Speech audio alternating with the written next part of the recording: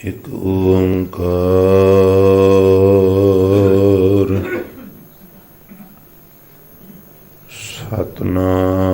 ਸਤਿਨਾਮ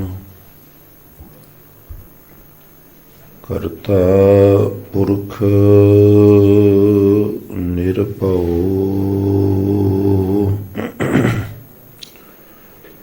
ਨਿਰਵੈਰ ਅਕਾਲ ਮੂਰਤ ਅਜੂਨੀ ਸੈਭੰ ਗੁਰ ਪ੍ਰਸਾਦ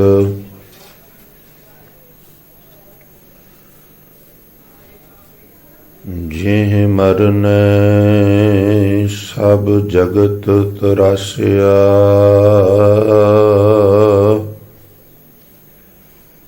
ਸੋ ਮਰਨਾ ਗੁਰ ਸ਼ਬਦ ਪ੍ਰਕਾਸ਼ਿਆ ਜਿਹ ਮਰਨੈ ਸਭ ਜਗਤ ਤਰਾਸਿਆ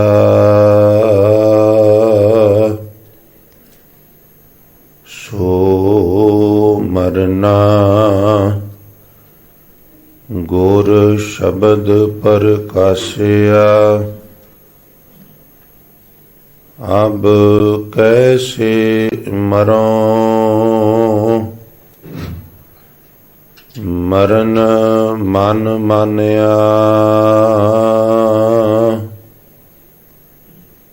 ਮਾਰ ਮਾਰ ਜਾਤੇ ਜਿਨ ਰਾਮ ਨਾ ਜਾਣਿਆ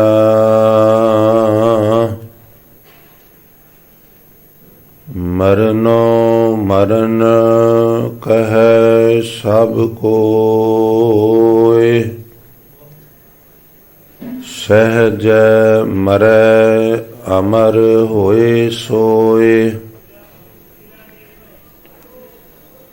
ਕਹੋ ਕਬੀਰ ਮਨ ਭਇਆ ਆਨੰਦਾ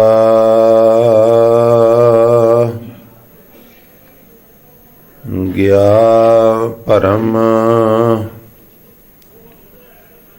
ਰਿਆ ਪਰਮਾਨੰਦਾ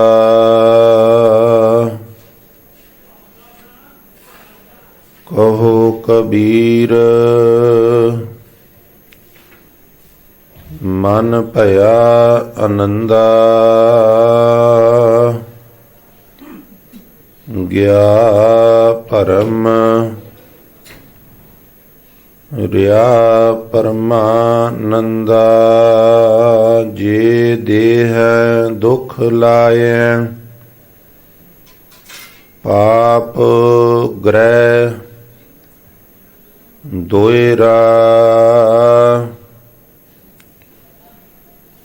ਰਤ ਪੀਣੇ ਰਾਜੇ ਸਿਰੈ ਉਪਰ ਰੱਖੀਐ ਈਵੈ ਜਾਪੈ ਭਾਵ ਪੀ ਤੂੰ ਹੈ ਸਾਲਾਹਣਾ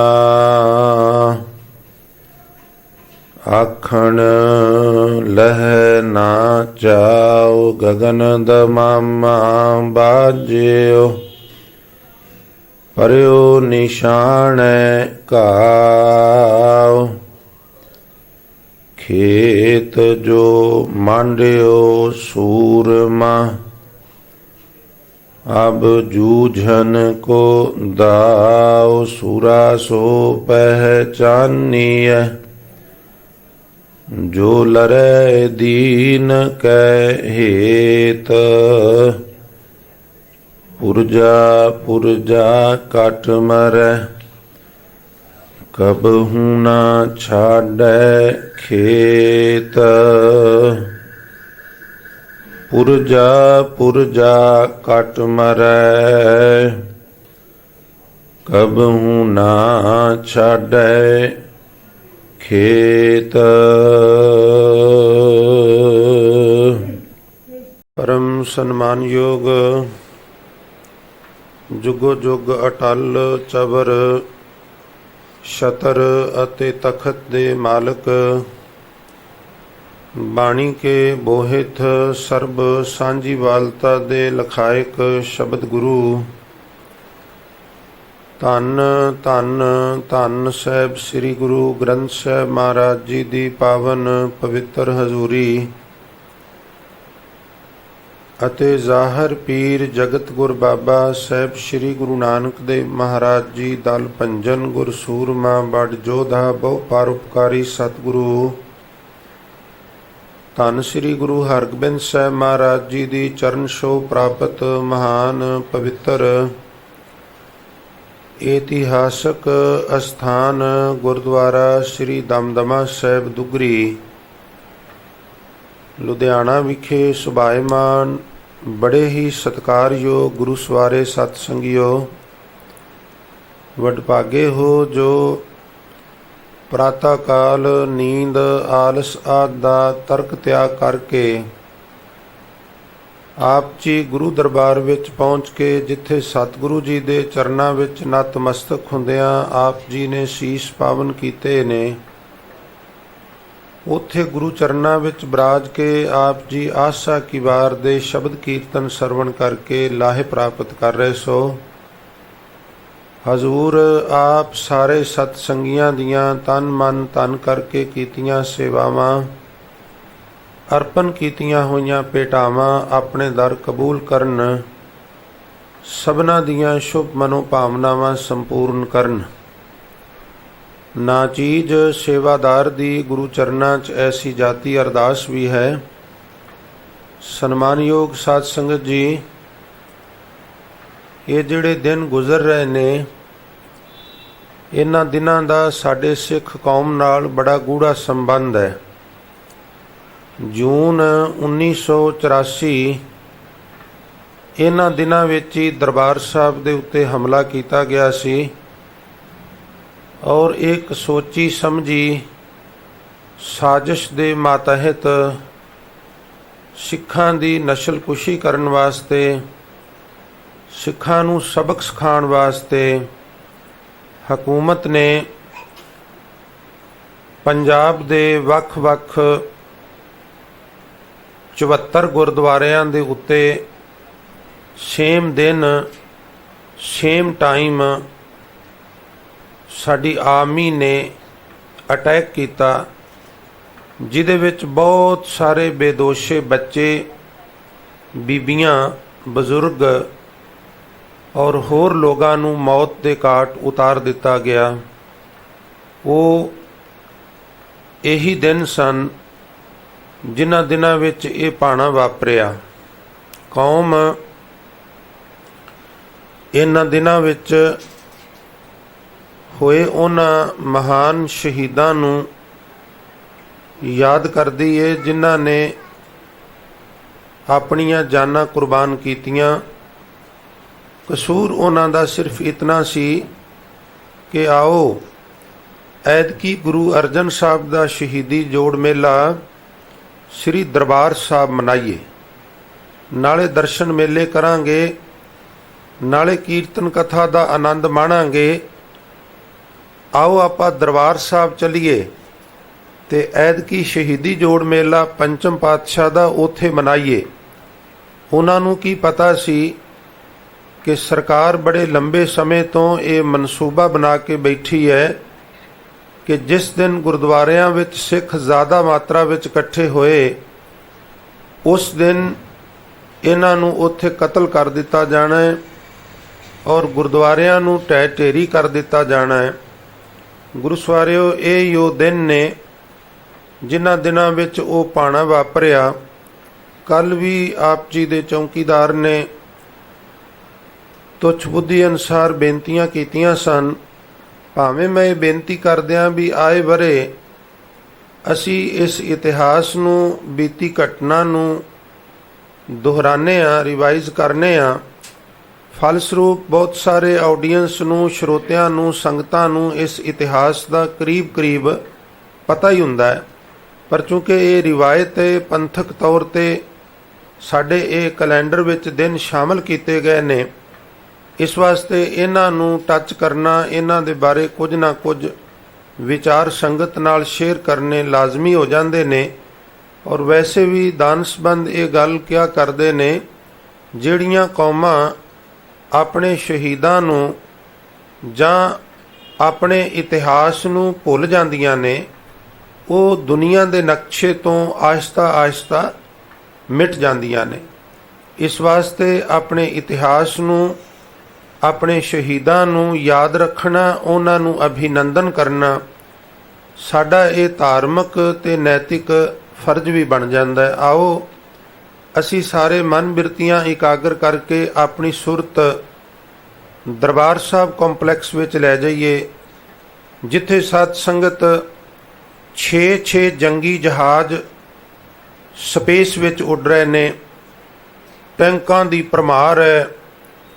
सारी हिंदुस्तान सरकार ने अपनी जिहड़ी ताकत सी ना, इहदे विच झोक दित्ती सी। जे तुसी जनरल बराड़ दी लिखी हुई ब्लू स्टार ऑपरेशन किताब पढ़ो, जिन्हों मैं कल भी फोलिया और अज भी फोलिया, वो कहता भी इन्ना जोर पाकिस्तान दी ते चीन दी लड़ाई विच भी साडा नहीं लगा। और सानू ये बिल्कुल उम्मीद नहीं सी कि परिस्थितियां इस तरह दियां बन जाणगियां। और सत्संगत कोई कसर बाकी नहीं छड्डी गई। मर्यादा अनुसार मैं फतेह दी सांझ आप जी नाल करनी चाहांगा। फिर ये कुछ विचारां इस त्रासदी दियां, इस दुखांत दियां, जिन्हां नूं पढ़ के विचार के सवाए रोण हाके होण दे होर साडे कोल कोई चारा नहीं रह जांदा।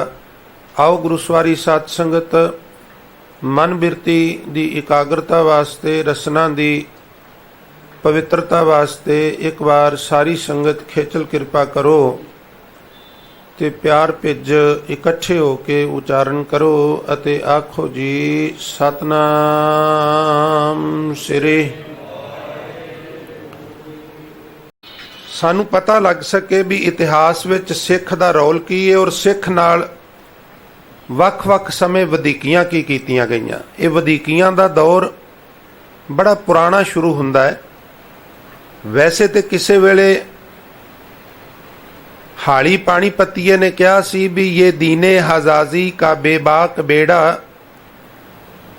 ना जेहूं में अटका न सेहूं में ठहरा, किए थे पार जिसने सातों समंदर, वो डूबा दहाने में गंगा के आकर। दीने हजाजी का बेड़ा वो कहता इस्लाम दे बेड़े नूं। इस्लाम धर्म दा बेड़ा ना जेहू विच रुकिया ना सेहू विच। वो कहता साडे इस्लाम दा बेड़ा ना अरब तो समंदर पार कर गया और जिधर जिधर असी गए फैलदा गया। उन्हां च एक विल है, एक उन्हां विच चाह है। तुसी किते देवबंद जाओ, जदों बहुत पहला सिख मिशनरी कॉलेज वाले वीरां ने उत्थे विजिट किया और उन्हां नाल गल्लां बातां कीतियां और देखिया, और फिर पंथ दर्दियो कुछ करो भाग पहले दूजे विच उहदा मैंशन भी किया। उहदे विच एक जिक्र यह भी आउंदा है भी पूरे विश्व दा जिहड़ा मैप है, उहदे विच जिथे जिथे पहलां तो ही इस्लाम धर्म प्रफुल्लत है,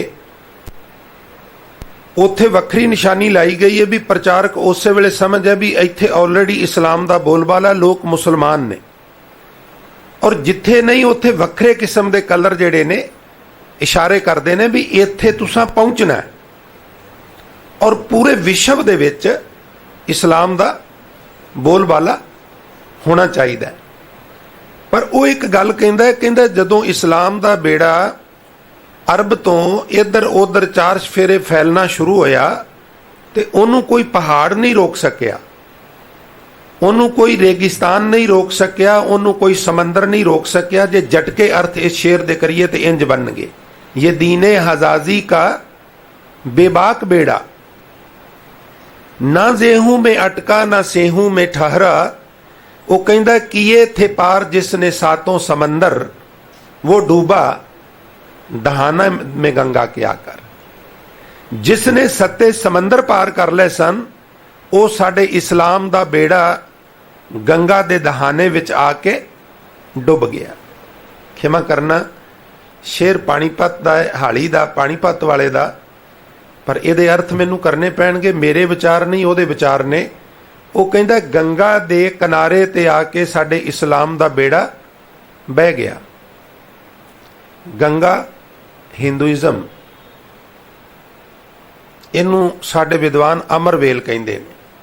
ਕਿਸੇ ਨਾਲ ਦੁਸ਼ਮਣੀ ਹੋਵੇ ਨਾ, ਇੱਕ ਵੇਲ ਹੁੰਦੀ ਏ, ਉਹਦਾ ਛੋਟਾ ਜਿਹਾ ਟੁਕੜਾ ਲੈ ਕੇ ਨਾ ਜਾਂਦੇ ਜਾਂਦੇ ਕਿਸੇ ਦੇ ਰੁੱਖ ਤੇ ਸੁੱਟ ਜਾਓ, ਔਰ ਜਦੋਂ ਅਗਲੀ ਵਾਰੀ ਤੁਸੀਂ ਲੰਘੋਗੇ ਉਹ ਸਾਰੇ ਰੁੱਖ ਤੇ ਫੈਲ ਜਾਂਦੀ ਏ, ਔਰ ਹੌਲੀ ਹੌਲੀ ਉਹਦਾ ਰਸ ਚੂਸ ਕੇ ਉਹਨੂੰ ਬਿਲਕੁਲ ਨਕਾਰਾ ਕਰ ਦਿੰਦੀ ਏ, ਰੁੰਡ ਮੁੰਡ ਕਰ ਜਾਂਦੀ। ਆਪ ਬਿਲਕੁਲ ਨਮੀ ਵਿੱਚ, ਹਰਿਆਲੀ ਵਿੱਚ ਹੁੰਦੀ ਏ, ਮੌਲਦੀ ਏ, ਪਰ ਜਿਹਦੇ ਉੱਤੇ ਮੌਲਦੀ ਏ ਉਹਨੂੰ ਬਿਲਕੁਲ ਸੁਕਾ ਦਿੰਦੀ ਏ। ਬਹੁਤ ਸਾਰੇ ਵਿਦਵਾਨਾਂ ਨੇ ਇਸ ਕੌਮ ਨੂੰ ਅਮਰ ਵੇਲ ਕਿਹਾ ਹੈ। ਜਿਹੜਾ ਜਿਹੜਾ ਇਹਦੇ ਸ਼ਿਕੰਜੇ ਵਿੱਚ ਆਇਆ, ਭਾਵੇਂ ਉਹ ਬੋਧਿਜ਼ਮ ਆਇਆ, ਭਾਵੇਂ ਉਹ ਹੋਰ ਕੁਝ ਕੌਮਾਂ ਆਈਆਂ, ਵਿਦਵਾਨ ਤੇ ਇੱਥੋਂ ਤੱਕ ਕਹਿੰਦੇ ਨੇ ਵੀ ਜੇ ਸਿੱਖ ਖਬਰਦਾਰ ਨਾ ਹੋਏ ਤੇ ਸਿੱਖਾਂ ਦਾ ਹਸ਼ਰ ਬੋਧੀਆਂ ਵਾਲਾ ਹੋਣ ਵਾਲਾ ਹੈ। ਮੈਨੂੰ ਇੱਕ ਦਿਨ ਇੱਕ ਨੌਜਵਾਨ ਕਹਿਣ ਲੱਗੇ, ਜੀ ਕਲਗੀਆਂ ਵਾਲੇ ਦਾ ਪੰਥ ਨਹੀਂ ਖਤਮ ਹੋ ਸਕਦਾ, ਤੁਸੀਂ ਇੱਦਾਂ ਨਾ ਕਿਹਾ ਕਰੋ। ਹੁਣ ਇਹ ਗੱਲਾਂ ਥੋੜ੍ਹੀ ਦੇਰ ਲਈ ਦਿਲ ਨੂੰ ਢਾਂਡਸ ਜ਼ਰੂਰ ਦਿੰਦੀਆਂ ਨੇ। ਜਿਸ ਤਰ੍ਹਾਂ ਬਿੱਲੀ ਨੂੰ ਵੇਖ ਕੇ ਕਬੂਤਰ ਅੱਖਾਂ ਮੀਟ ਲਵੇ ਤੇ ਬਿੱਲੀ ਨਹੀਂ ਦਿਸਦੀ, ਪਰ ਉਹਦੇ ਅੱਖਾਂ ਮੀਟਣ ਨਾਲ ਬਿੱਲੀ ਉਹਦੇ ਤੋਂ ਅੱਗੇ ਵਧਣ ਤੋਂ ਨਹੀਂ ਰੁਕ ਜਾਂਦੀ। ਬਿੱਲੀ ਨਿਰੰਤਰ ਅੱਗੇ ਵੱਧਦੀ ਹੈ ਔਰ ਉਹਨੂੰ ਆਪਣਾ ਗ੍ਰਾਸ ਬਣਾ ਲੈਂਦੀ ਹੈ। ਤੋ ਐਵੇਂ ਖਾਮਖਾਹ ਦੀਆਂ ਗੱਲਾਂ ਨਾਲ ਆਪਣੇ ਦਿਲ ਨੂੰ ਢਾਂਡਸ ਦੇਣ ਨਾਲ ਕੋਈ ਲਾਭ ਨਹੀਂ ਹੋਣਾ ਜਦੋਂ ਤੱਕ ਅਸੀਂ ਨਿੱਗਰ ਉਪਰਾਲੇ ਨਹੀਂ ਕਰਦੇ। ਬੁੱਧਿਜ਼ਮ ਜਿਹੜਾ ਹੈ ਉਹਦੀਆਂ ਸਫਾਂ ਵਲੇਟ ਕੇ ਕੁਮਾਰਲ ਭੱਟ ਨੇ ਔਰ ਸ਼ੰਕਰਾਚਾਰੀਆ ਨੇ, ਮੈਂ ਉਧਰ ਗਿਆ ਤੇ ਵਕਤ ਸਾਰਾ ਉਧਰ ਲੱਗ ਜਾਣਾ ਹੈ, ਬੜੇ ਕ੍ਰਾਂਤੀਕਾਰੀ ਪ੍ਰਚਾਰਕ। ਕਾਸ਼ ਸਾਡੀ ਕੌਮ ਵਿੱਚ ਵੀ ਇੰਨੀ ਸਪਿਰਿਟ ਵਾਲੇ, ਇੰਨੀ ਲਗਨ ਵਾਲੇ, ਜਿਨ੍ਹਾਂ ਦਾ ਪ੍ਰਯੋਜਨ ਹੀ ਆਪਣੇ ਧਰਮ ਦਾ ਬੋਲਬਾਲਾ ਹੋਵੇ, ਉਹ ਤੌਫੀਕ ਮਹਾਰਾਜ ਸਾਨੂੰ ਬਖਸ਼ ਦੇ ਤੇ ਅਸੀਂ ਵੀ ਉਹਨਾਂ ਪ੍ਰਚਾਰਕਾਂ ਵਾਂਗੂ ਸੇਵਾ ਕਰਕੇ ਆਪਣੀ ਕੌਮ ਦੀ ਜਿਹੜੀ ਮੰਦਹਾਲੀ ਏ ਉਹਨੂੰ ਦੁਬਾਰਾ ਮੁਰੰਮਤ ਕਰ ਸਕੀਏ। ਤੋ ਗੁਰੂਸਵਾਰੀ ਸਾਧ ਸੰਗਤ ਉਹ ਕਹਿੰਦਾ ਹੈ ਵੀ ਜਿਸ ਤਰ੍ਹਾਂ ਬੁੱਧਿਜ਼ਮ ਦਾ ਹਸ਼ਰ ਹੋਇਆ, ਇਸ ਤਰ੍ਹਾਂ ਸਿੱਖੀਜ਼ਮ ਦਾ ਹਸ਼ਰ ਹੋਣ ਦੀ ਸੰਭਾਵਨਾ ਹੈ। ਪਤਾ ਗੱਲ ਕੀ ਹੈ? ਅਸਲ ਗੱਲ ਇਹ ਹੈ ਵੀ ਜਿਹੜੀਆਂ ਕੌਮਾਂ ਮਾਈਨੋਰਿਟੀ ਵਿੱਚ ਹੁੰਦੀਆਂ ਨੇ, ਉਹਨਾਂ ਕੌਮਾਂ ਦਾ ਹੌਲੀ ਹੌਲੀ ਸਹਿਜੇ ਸਹਿਜੇ ਵੱਡੀਆਂ ਕੌਮਾਂ ਵਿੱਚ ਜਜ਼ਬ ਹੋ ਜਾਣ ਦਾ ਡਰ ਹੁੰਦਾ ਹੈ। ਮੈਂ ਤੁਹਾਨੂੰ ਛੋਟੀ ਜਿਹੀ ਐਗਜ਼ਾਮਪਲ ਦਿਆਂ। ਕੈਨੇਡਾ ਦਾ ਇੱਕ ਸਟੇਟ ਹੈ, ਉਹਨੂੰ BC ਕਹਿੰਦੇ ਨੇ, ਸ਼ਾਰਟ ਵਿੱਚ BC, B ਫॉर ਬ੍ਰਿਟਿਸ਼ ਔਰ C ਫॉर ਕੋਲੰਬੀਆ, ਉਹਨੂੰ ਸ਼ਾਰਟ ਚੋਂ BC ਕਹਿ ਦਿੰਦੇ ਨੇ। ਉਹਦਾ ਇੱਕ ਛੋਟਾ ਜਿਹਾ ਕਸਬਾ ਹੈ ਕੁਨੈਲ, ਉਹਨੂੰ ਆਪਣੇ ਲੋਕ ਕਰਨਾਲ ਵੀ ਕਹਿ ਦਿੰਦੇ ਹੈ, ਉਹ BC। ਉੱਥੇ ਮੈਨੂੰ ਪਹਿਲੇ ਟੂਰ ਦੇ ਵਿੱਚ ਜਾਣ ਦਾ ਮੌਕਾ ਮਿਲਿਆ ਔਰ ਇੱਕ ਸੱਜਣ ਜਿਹੜੇ ਗੁਰਦੁਆਰਾ ਸਾਹਿਬ ਦੀ ਪ੍ਰਬੰਧਕ ਕਮੇਟੀ ਦੇ ਮੈਂਬਰ ਸਨ, ਗੁਰਦੁਆਰੇ ਤੇ ਰੂਟੀਨ ਵਿੱਚ ਲੰਗਰ ਨਹੀਂ ਸੀ ਬਣਦਾ। ਕ੍ਰਿਸਮਸ ਡੇ ਤੋਂ ਕੁਝ ਦਿਨ ਪਹਿਲਾਂ ਉਹ ਮੈਨੂੰ ਆਪਣੇ ਘਰ ਲਗਾਏ ਔਰ ਉਹਨਾਂ ਦੇ ਘਰ ਦੇ ਬਾਹਰ ਜਿਹੜੀ ਡੈਕੋਰੇਸ਼ਨ ਸੀ, ਮੇਰੇ ਵਾਸਤੇ ਬਿਲਕੁਲ ਉਹ ਨਵੀਂ ਗੱਲ ਸੀ। ਉਹਦੇ ਵਿੱਚ ਇੱਕ ਬਾਬਾ, ਉਹਦੇ ਮਸ਼ਹਿਰੇ, ਦਾੜਾ, ਉਹ ਤੁਹਾਨੂੰ ਸਾਰਿਆਂ ਨੂੰ ਪਤਾ ਉਹਨੂੰ ਕੀ ਕਹਿੰਦੇ ਹੋ, ਔਰ ਉਸ ਤਰ੍ਹਾਂ ਦਾ ਸਾਰਾ ਉਹ ਸਮਾਜ। ਔਰ ਪਹਿਲੀ ਵਾਰ ਵੇਖਣ ਕਰਕੇ ਮੈਂ ਸੁਭਾਵਕ ਪੁੱਛ ਬੈਠਾ, ਜੀ ਇਹ ਕੀ ਹੈ? ਤੇ ਉਹ ਸੋਫੇ ਤੇ ਬਹਿ ਕੇ ਮੈਨੂੰ ਬਹਿਣ ਦਾ ਇਸ਼ਾਰਾ ਕਰਦੇ ਹੋਏ ਕਹਿਣ ਲੱਗੇ ਵੀ ਭਲਕੇ ਪਰਸੋਂ ਕ੍ਰਿਸਮਸ ਡੇ ਹੈ ਨਾ, ਤੋ ਬੱਚੇ ਕ੍ਰਿਸਚੀਅਨ ਬੱਚਿਆਂ ਨਾਲ ਪੜ੍ਹਦੇ ਨੇ, ਖੇਡਦੇ ਨੇ, ਤੋ ਜਿਸ ਤਰ੍ਹਾਂ ਸਾਰੇ ਬੱਚੇ ਕਰ ਰਹੇ ਨੇ, ਸਾਡੇ ਬੱਚਿਆਂ ਨੇ ਵੀ ਉਸ ਤਰ੍ਹਾਂ ਕੀਤਾ।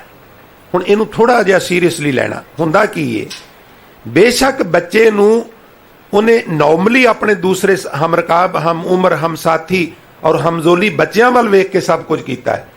ਮਾਈਨੋਰਿਟੀ ਵਿੱਚ ਜਿਹੜੀਆਂ ਕੌਮਾਂ ਹੁੰਦੀਆਂ ਨੇ, ਆਹਿਸਤਾ ਆਹਿਸਤਾ ਮੈਜੋਰਿਟੀ ਦਾ ਆਟੋਮੈਟਿਕ ਉਹਨਾਂ ਤੇ ਇਸ ਤਰ੍ਹਾਂ ਪ੍ਰਭਾਵ ਜਿਹੜਾ ਪੈਂਦਾ ਜਾਂਦਾ ਹੈ। ਔਰ ਇਹ ਸੱਚ, ਇੱਕ ਕੌੜੀ ਸੱਚਾਈ ਹੈ ਵੀ ਅੱਜ ਦੀ ਤਰੀਕ ਵਿੱਚ ਟਾਵੇਂ ਸਿੱਖਾਂ ਨੂੰ ਛੱਡ ਕੇ ਅਸੀਂ ਅੱਧੇ ਕੁ ਸਿੱਖ ਹਾਂ, ਅੱਧੇ ਕੁ ਹਿੰਦੂ ਹਾਂ, ਅੱਧੇ ਕੁ ਸਿੱਖ ਹਾਂ, ਅੱਧੇ ਕੁ ਈਸਾਈ ਹਾਂ, ਅੱਧੇ ਕੁ ਸਿੱਖ ਹਾਂ, ਅੱਧੇ ਕੁ ਮੁਸਲਮਾਨ ਹਾਂ, ਅੱਧੇ ਕੁ ਸਿੱਖ ਹਾਂ, ਅੱਧੇ ਕੁ ਬੋਧੀ ਹਾਂ। ਇਹ ਕੌੜਾ ਸੱਚ ਐਕਸੈਪਟ ਕਰੀਏ ਜਾਂ ਨਾ ਕਰੀਏ, ਉਹਦਾ ਕਾਰਨ ਹੈ ਵੀ ਅਸੀਂ ਮਾਈਨੋਰਿਟੀ ਵਿੱਚ ਵੀ ਹਾਂ। और दूसरी एक कौड़ी सच्चाई है, और वो ये है भी असी अज भी गुलाम हाँ। देखो ना, एक बंदा दूसरे बंदे नूं मारदा है, फांसी की सज़ा हो जाएगी, उम्र कैद हो जाएगी। एक बंदे दे इशारे ते 3000 लोग कतल कर दिते जानो। यारो हनेर साईं दा एक भी बंदे नूं अज तक फांसी नहीं हुई। इत्थों तक भी जिहड़े FIR लॉन्च करने वाले रजिस्टर सन ना दिल्ली पुलिस दे थाणियां च, कहंदे ने वो वक्त के प्रधानमंत्री राजीव गांधी ने DGP नूं ऑर्डर किया भी वो सारे गायब कर दो, साड़ दो। यानी तत्थ खत्म किए गए। एक कौम नूं बर्बाद करने लई एक हुकूमत ने अपनी कोई कसर बाकी जिहड़ी है वो ना छड्डी। बड़ी लंबी दास्तान है। जो कुछ असी हुण तक खोजिया है, जो तक असी हुण तक लिखिया है और जो बोलिया है वो अत्यंत थोड़ा है। वास्तविक घटना जिहड़ी है वो बहुत वड्डी है और बड़ी लंबी है और ईवन रोंगटे खड़े करने वाली है। मैं कल भी अर्ज की सी, बीमारी नूं दूर करना होवे तो उहदा कारण लभना पैंदा है।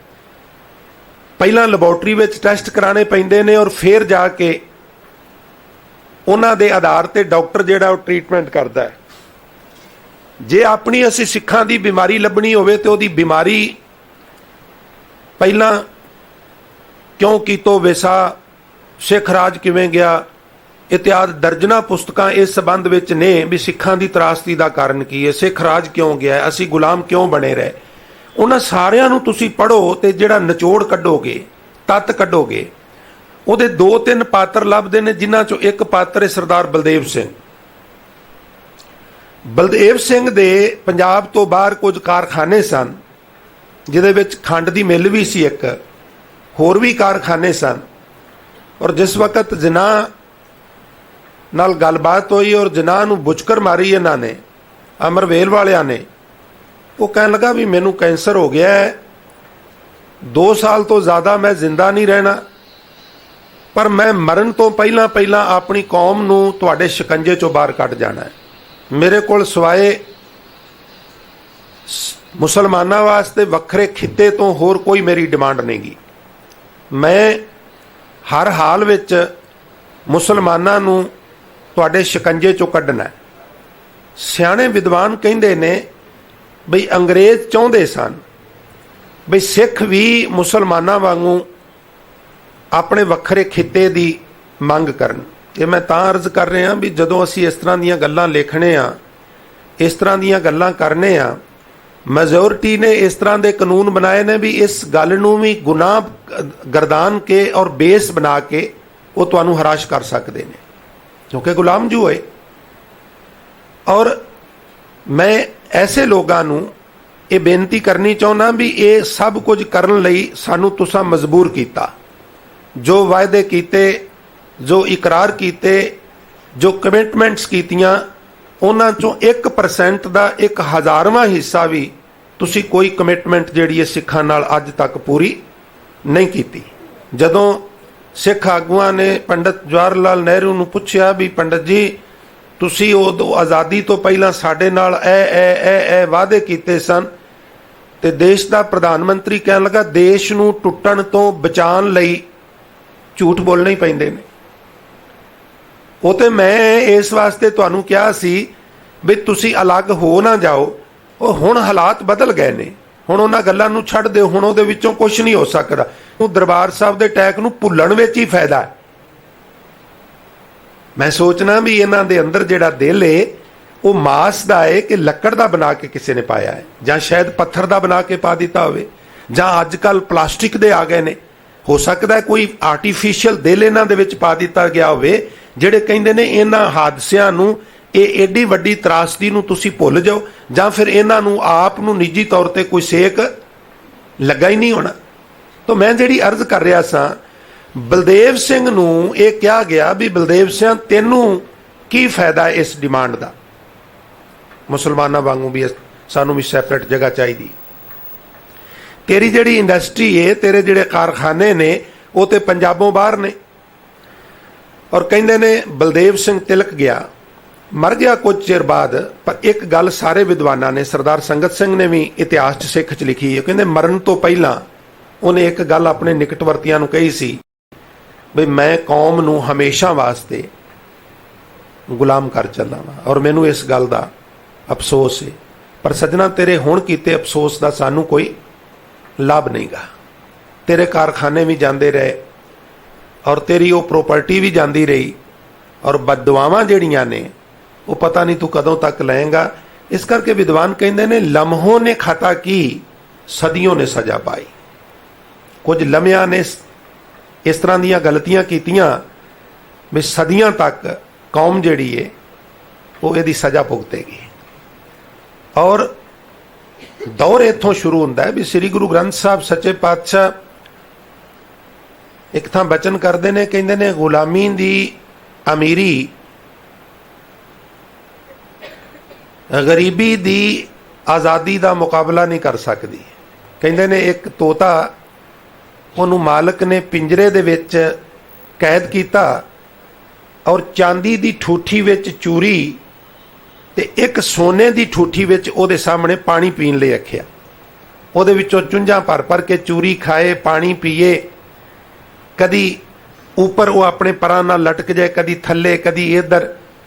ਔਰ ਇੱਕ ਹੋਰ ਤੋਤਾ ਜਿਹੜਾ ਉਹਨੂੰ ਦੇਖ ਰਿਹਾ ਸੀ, ਉਹ ਮੌਕਾ ਵੇਖ ਕੇ ਉਹਦੇ ਕੋਲ ਆਇਆ ਤੇ ਕਹਿਣ ਲੱਗਾ ਬੜੀਆਂ ਮੌਜਾਂ ਨੇ ਭਰਾ ਜੀ, ਬੜਾ ਸੋਹਣਾ ਪਿੰਜਰਾ, ਕਿੱਡੀ ਸੋਹਣੀ ਡੈਕੋਰੇਸ਼ਨ ਕੀਤੀ ਏ, ਔਰ ਚਾਂਦੀ ਤੇ ਸੋਨੇ ਦੀ ਠੂਠੀ ਵਿੱਚ ਚੋਗਾ ਚੁਗਦੇ ਹੋ, ਪਾਣੀ ਪੀਂਦੇ ਹੋ, ਕਿੱਡੇ ਚੰਗੇ ਕਰਮ ਕੀਤੇ ਨੇ, ਮੌਜਾਂ ਕਰਦੇ ਪਏ ਹੋ। ਤੇ ਕਹਿੰਦੇ ਨੇ ਉਸ ਅੰਦਰਲੇ ਤੋਤੇ ਨੇ ਕਿਹਾ ਸੀ, ਕਹਿਣ ਲੱਗਾ ਭਰਾਵਾ, ਇਹ ਅੰਦਰਲੀ ਚਾਂਦੀ ਦੀ ਤੇ ਸੋਨੇ ਦੀ ਠੂਠੀ ਮੈਂ ਨਿਤ ਅਰਦਾਸਾਂ ਕਰਨਾ ਵਾਂ ਵੀ ਕਦੋਂ ਇਹਨਾਂ ਤੋਂ ਮੇਰਾ ਖਹਿੜਾ ਛੁੱਟੇ, ਮੈਂ ਇਸ ਪਿੰਜਰੇ ਵਿੱਚੋਂ ਬਾਹਰ ਨਿਕਲਾਂ। ਤੈਨੂੰ ਪਤਾ ਨਹੀਂ ਵੀ ਤੂੰ ਭਾਵੇਂ ਕੰਕਰ ਚੁੱਕ ਕੇ ਗੁਜ਼ਾਰਾ ਕਰਨਾ ਹੈ, ਤੇਰੇ ਕੰਕਰਾਂ ਵਿੱਚ ਜਿਹੜਾ ਆਨੰਦ ਹੈ ਉਹ ਇਸ ਸੋਨੇ ਦੀ ਠੂਠੀ ਦੀ ਚੂਰੀ ਵਿੱਚ ਆਨੰਦ ਨਹੀਂ, ਕਿਉਂਕਿ ਮੈਂ ਉੱਡਣਾ ਚਾਹੁੰਦਾ ਵਾਂ। ਇਹਨੇ ਮੇਰੇ ਪਰ ਕੱਟ ਦਿੱਤੇ ਨੇ। ਮੈਂ ਵੀ ਤੇਰੇ ਵਾਂਗੂ ਪਾਣੀ ਦੇ ਉੱਤੋਂ, ਬਾਗਾਂ ਦੇ ਉੱਤੋਂ, ਪਹਾੜਾਂ ਦੇ ਉੱਤੋਂ ਇਸ ਤਰ੍ਹਾਂ ਉੱਡ ਕੇ ਆਪਣਾ ਜ਼ਿੰਦਗੀ ਬਸ਼ਰ ਕਰਨੀ ਚਾਹੁੰਦਾ, ਇੰਜੋਏ ਕਰਨਾ ਚਾਹੁੰਦਾ, ਮੈਂ ਆਜ਼ਾਦ ਤੌਰ ਤੇ ਘੁੰਮਣਾ ਚਾਹੁੰਦਾ। ਪਰ ਇਸ ਜ਼ਾਲਮ ਨੇ ਮੈਨੂੰ ਇਸ ਪਿੰਜਰੇ ਦੇ ਵਿੱਚ ਬੰਦ ਕਰ ਦਿੱਤਾ। ਮੈਂ ਛਟਪਟਾ ਰਿਹਾ ਇਹਦੇ ਵਿੱਚੋਂ ਬਾਹਰ ਨਿਕਲਣ ਵਾਸਤੇ, ਪਰ ਮੈਂ ਨਿਕਲ ਨਹੀਂ ਪਾ ਰਿਹਾ। ਇਹ ਮੌਜ ਨਹੀਂ, ਇਹ ਤੇ ਨਰਕ ਹੈ, ਨਰਕ। ਔਰ ਸੱਚੇ ਪਾਤਸ਼ਾਹ ਨੇ ਟੂ ਦਾ ਪੁਆਇੰਟ ਕਹਿ ਦਿੱਤਾ, ਪਰ ਅਧੀਨ ਸੁਖ ਸੁਪਨੇ ਨਾਹੀ। ਗੁਲਾਮੀ ਵਿੱਚ ਸਿੱਖਾ ਸੁੱਖ ਭੋਗਣਾ ਤੇ ਬੜੇ ਦੂਰ ਦੀ ਗੱਲ। ਕਿਸੇ ਦਿਨ ਤੇਰਾ ਦਿਲ ਕਰੇ ਵੀ ਅੱਜ ਸੌਂ ਕੇ ਸੁੱਖ ਦਾ ਸੁਪਨਾ ਹੀ ਲੈ ਲਵਾਂ, ਚਲੋ ਸੁਪਨੇ 'ਚ ਹੀ ਸੁਖੀ ਹੋ ਜਾ। ਹਜ਼ੂਰ ਕਹਿੰਦੇ ਸੁਪਨਾ ਵੀ ਸੁੱਖ ਦਾ ਨਹੀਂ ਆਵੇਗਾ, ਕਿਉਂਕਿ ਸੁਪਨੇ ਵੀ ਉਹੀ ਆਉਂਦੇ ਨੇ ਜਿਹੜੇ ਜਾਗਣ ਦੇ ਦਰਮਿਆਨ ਸਾਡੀ ਐਕਟੀਵਿਟੀ ਹੁੰਦੀ ਹੈ, ਉਸ ਤਰ੍ਹਾਂ ਦੇ ਸਾਨੂੰ ਸੁਪਨੇ ਆਉਂਦੇ ਨੇ। ਔਰ ਇਸ ਪ੍ਰਕਾਰ ਕੌਮ ਦੇ ਆਗੂਆਂ ਦਾ ਚਬਾਰਾ ਅਕਲ ਤੋਂ ਸੱਖਣਾ ਕੌਮ ਨੂੰ ਇਸ ਗਰਦਸ਼ ਵਿੱਚ ਧੱਕ ਗਏ ਜਿਹਦਾ ਸੰਤਾਪ ਕੌਮ ਨੇ ਹੰਡਾਇਆ। ਪਾਰਟੀਸ਼ਨ ਵੇਲੇ ਦੀ ਗੱਲ ਕਰੀਏ, 1947 ਵੇਲੇ ਦੋ ਤਰ੍ਹਾਂ ਦੇ ਲੋਕਾਂ ਦਾ ਨੁਕਸਾਨ ਹੋਇਆ, ਜਾਂ ਤੇ ਬੰਗਾਲੀਆਂ ਦਾ ਜਾਂ ਫਿਰ ਪੰਜਾਬੀਆਂ ਦਾ। ਤੀਜੇ ਕਿਸੇ ਦਾ ਕੋਈ ਨੁਕਸਾਨ ਨਹੀਂ ਹੋਇਆ। ਬੰਗਾਲ ਡਿਵਾਈਡ ਹੋਇਆ ਔਰ ਪੰਜਾਬ ਡਿਵਾਈਡ ਹੋਇਆ, ਔਰ ਜਿਹੜਾ ਉਹ ਨੁਕਸਾਨ ਹੋਇਆ ਉਹਦੀ ਭਰਪਾਈ ਹੋ ਹੀ ਨਹੀਂ ਸਕਦੀ, ਕਿਸੇ ਸੂਰਤ ਨਹੀਂ ਗੀ ਹੋ ਸਕਦੀ। ਜਾਨ ਦਾ ਨੁਕਸਾਨ ਹੋਇਆ, ਮਾਲ ਦਾ ਨੁਕਸਾਨ ਹੋਇਆ, ਔਰ ਕਈ ਪਰਿਵਾਰ ਐਸੇ ਮਾਲੀ ਪੱਖ ਤੋਂ ਥਿੜਕੇ ਜਿਹੜੇ ਥਿੜਕਦੇ ਥਿੜਕਦੇ ਬਿਲਕੁਲ ਉਹ ਗਰੀਬੀ ਦੀ ਚਰਮ ਸੀਮਾ ਤੋਂ ਵੀ ਥੱਲੇ ਆ ਗਏ। ਔਰ ਕਈ ਉਹਨਾਂ ਪਰਿਵਾਰਾਂ ਦੇ ਮੈਂਬਰ ਜਿਨ੍ਹਾਂ ਨੇ ਰਾਜ ਮਾਣੇ ਸਨ, ਉਹ ਸੁਸਾਈਡ ਕਰ ਗਏ, ਆਤਮ ਹੱਤਿਆਵਾਂ ਕਰ ਗਏ। ਉਹਨਾਂ ਦਾ ਜ਼ਿੰਮੇਵਾਰ ਕੌਣ ਹੈ?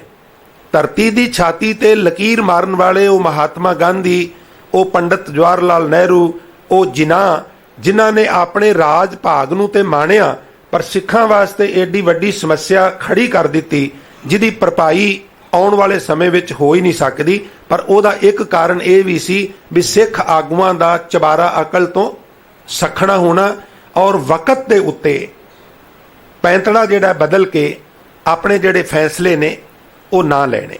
ਜਿਵੇਂ ਹੀ ਦੇਸ਼ ਆਜ਼ਾਦ ਹੋਇਆ, ਸੰਵਿਧਾਨ ਬਣਿਆ, ਸਿੱਖਾਂ ਨੂੰ ਸਭ ਤੋਂ ਪਹਿਲਾ ਤੋਹਫਾ ਇਹ ਦਿੱਤਾ ਗਿਆ उस संविधान विच बाकायदा लिखिया गया भी सिख जराइम पेशा कौम है। आप जी नूं पता होवे जराइम पेशा कौन ने?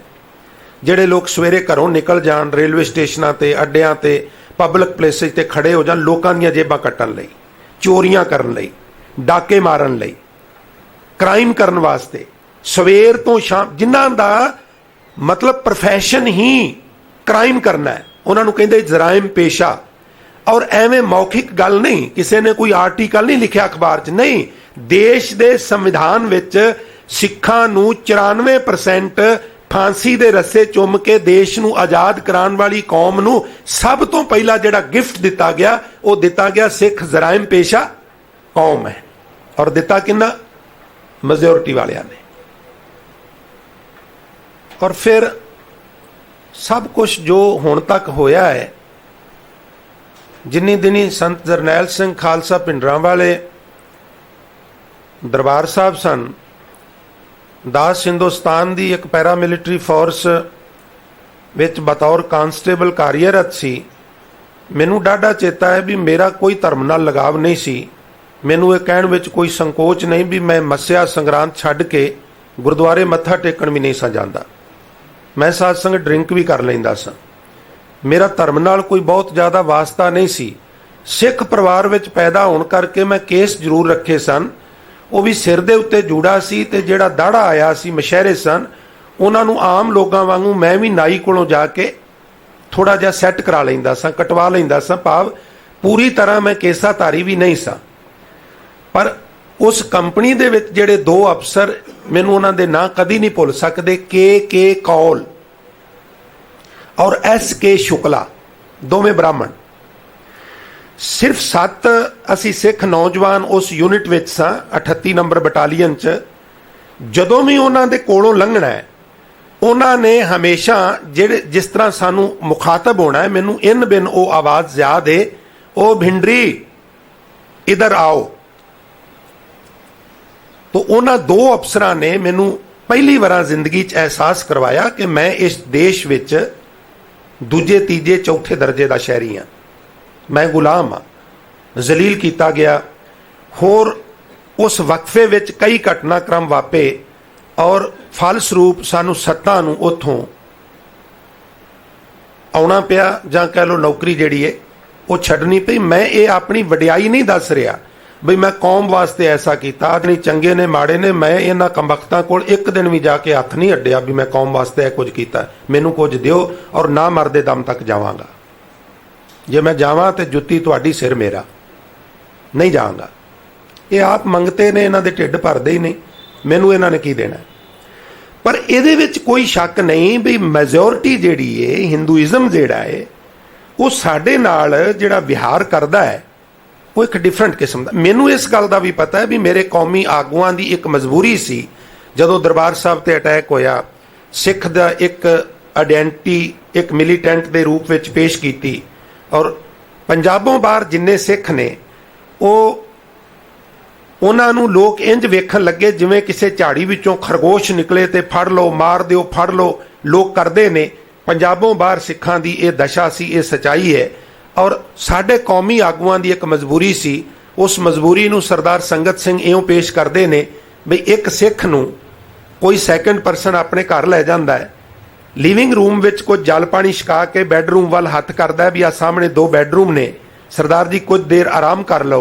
जदों वो नंबर 1 बैडरूम विच निगाह मारदा है तो उहदे उत्ते कोबरा बैठा है और वो सोचदा है भी ये कोबरे दे कोल जाके मैं जे बैठा इहने डंग मारना और मैं मर जाना है। पर जदों उहने दूजे बैडरूम वाल वेख्या उहदे उत्ते बिच्छू ही बिच्छू खिलरे पए सन और उन्हें सोचा भी हुण की करा, जे ते सप कोल गया तो हुणे ही मौत है। बिच्छू दे कट्टन नाल दर्द ते असह हुंदा है पर बंदा मरदा नहींगा। और उन्हें बिच्छुआं वाली सेजा जिहड़ी है ਉਹਦਾ निर्णय कर लिया भी मैं ਉਹਦੇ ਤੇ ਜਾਵਾਂਗਾ, क्योंकि ਉਹਦੀ एक मजबूरी भी सी। और ਉਹਦੇ ਨਾਲ ਇਹ ਹੋਇਆ ਵੀ ਜਿਹੜੇ ਲੋਕ ਧੱਕਾ ਕਰਦੇ ਸਨ ਉਹਨਾਂ ਨਾਲ ਹੀ ਦੋਸਤੀ ਦਾ ਹੱਥ ਮਿਲ ਗਿਆ और पंजाबों बाहर रहिंदे ਜਿਹੜੇ सिख सन ਉਹਨਾਂ ਦਾ जीना ਜਿਹੜਾ ਮੁਹਾਲ ਸੀ ਉਹਦੇ ਵਿੱਚ ਥੋੜਾ ਜਿਹਾ एक फर्क आया। शायद कौमी आगुआं ਦੀ एक ਇਹ भी सोच सी ਜਾਂ एक मजबूरी सी ਜਾਂ कह लो भी दुश्मन ਦਾ दुश्मन ਜਿਹੜਾ ਹੈ ਉਹ दोस्त ਹੁੰਦਾ है। उस वेले वेखना बहुत जरूरी सी ਵੀ ਹੁਕਮਰਾਨ ਪਾਰਟੀ ਦੇ ਵਿਰੋਧ ਵਿੱਚ ਉਹਨਾਂ ਦੇ ਬਰਾਬਰ ਦੀ ਪਾਰਟੀ ਕਿਹੜੀ ਹੈ ਤਾਂ ਕਿ ਉਹਦੇ ਨਾਲ ਹੱਥ ਮਿਲਾਇਆ ਜਾਏ। ਵਰਨਾ ਮੈਨੂੰ ਇੱਕ ਗੱਲ ਕਹਿਣ 'ਚ ਕੋਈ ਸੰਕੋਚ ਨਹੀਂ ਵੀ ਜਿਹੜਾ ਪਾਰਟੀਆਂ ਨੇ, ਭਾਵੇਂ ਉਹ ਕੋਈ ਵੀ ਪਾਰਟੀ ਹੈ, ਜਿਹੜੀ ਇਹ ਮੈਜੋਰਿਟੀ ਵਿੱਚ ਕੌਮ ਹੈ, ਇਹ ਪਹਿਲਾਂ ਹਿੰਦੂ ਹੈ, ਬਾਅਦ ਵਿੱਚ ਕਾਂਗਰਸੀ ਹੈ, ਪਹਿਲਾਂ ਹਿੰਦੂ ਹੈ, ਬਾਅਦ ਵਿੱਚ ਭਾਜਪਾ ਹੈ, ਪਹਿਲਾਂ ਹਿੰਦੂ ਹੈ, ਬਾਅਦ ਵਿੱਚ ਕੋਈ ਹੋਰ ਪਾਰਟੀ ਹੈ, ਔਰ ਹਿੰਦੂ ਦਾ ਨਾਰਾ ਹੈ ਹਿੰਦੀ, ਹਿੰਦੂ, ਹਿੰਦੁਸਤਾਨ।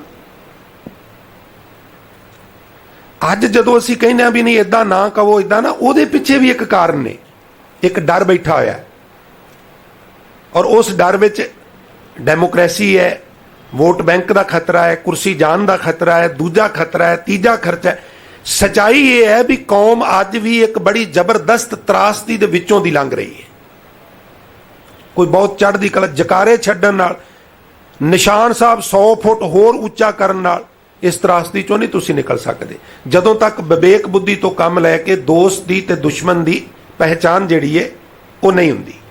ਤਾਂ ਇਸ ਤਰਾਸਦੀ ਦੇ ਵਿੱਚੋਂ ਕੌਮ ਲੰਘੀ ਔਰ ਲਗਾਤਾਰ ਲੰਘ ਰਹੀ ਹੈ। ਔਰ ਫਿਰ ਜਦੋਂ ਹਕੂਮਤ ਨੂੰ ਅਹਿਸਾਸ ਹੋਇਆ ਵੀ ਸਿੱਖ ਅਜੇ ਵੀ ਸਿਰ ਚੁੱਕਦੇ ਨੇ, 1,40,000 ਗ੍ਰਿਫਤਾਰੀਆਂ, 60,000 ਕੱਲੇ ਪੰਜਾਬ ਵਿੱਚੋਂ ਗ੍ਰਿਫਤਾਰੀਆਂ ਹੈ। ਹਿੰਦੁਸਤਾਨ ਦਾ ਸਭ ਤੋਂ ਛੋਟਾ ਸੂਬਾ ਔਰ ਸਭ ਤੋਂ ਜ਼ਿਆਦੀਆਂ ਗ੍ਰਿਫਤਾਰੀਆਂ ਦੇ ਦਿੱਤੀਆਂ। ਇਹਦਾ ਮਤਲਬ ਆਉਣ ਵਾਲੇ ਸਮੇਂ ਵਿੱਚ ਇਹ ਸਮੱਸਿਆ ਖੜੀ ਕਰ ਸਕਦੇ ਨੇ।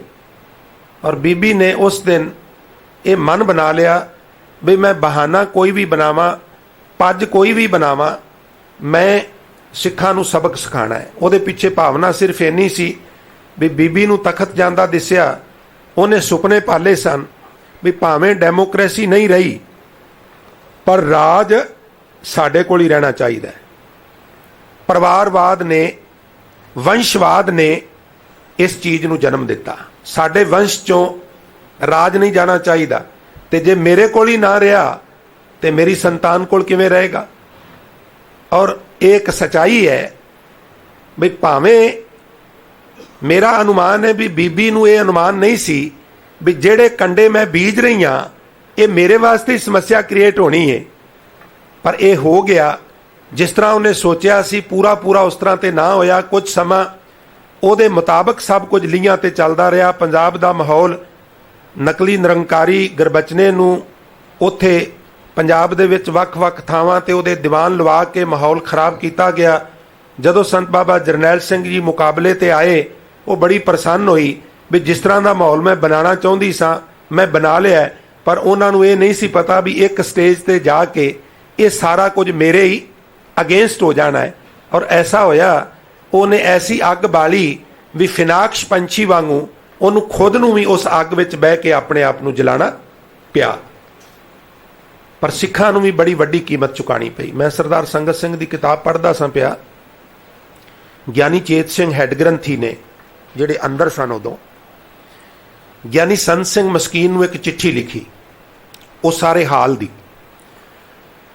ਔਰ ਗਿਆਨੀ ਚੇਤ ਸਿੰਘ ਹੁਣਾਂ ਨੇ ਗਿਆਨੀ ਸੰਤ ਸਿੰਘ ਮਸਕੀਨ ਹੁਣਾਂ ਨੂੰ ਜਿਹੜੀ ਚਿੱਠੀ ਲਿਖੀ, ਜਿਹੜੀ ਚਿੱਠੀ ਹੂ ਬਹੂ ਇਤਿਹਾਸ 'ਚ ਸਿੱਖ ਨਾਮੀ ਕਿਤਾਬ 'ਚ ਇੱਕ ਆਰਟੀਕਲ ਹੈ, ਇੰਦਰਾ ਦੀ ਸਿੱਖ ਜੰਗ।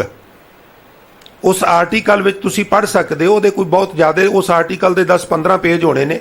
ਤੁਸੀਂ ਫੋਲੋਗੇ ਤੇ ਤੁਹਾਨੂੰ ਖੱਬੇ ਹੱਥ ਸਭ ਤੋਂ ਉੱਪਰ ਉਹ ਚਿੱਠੀ ਜਿਹੜੀ ਹੈ ਉਹ ਮਿਲੇਗੀ, ਜਿਹੜੀ ਗਿਆਨੀ ਚੇਤ ਸਿੰਘ ਨੇ ਗਿਆਨੀ ਸੰਤ ਸਿੰਘ ਮਸਕੀਨ ਨੂੰ ਲਿਖੀ।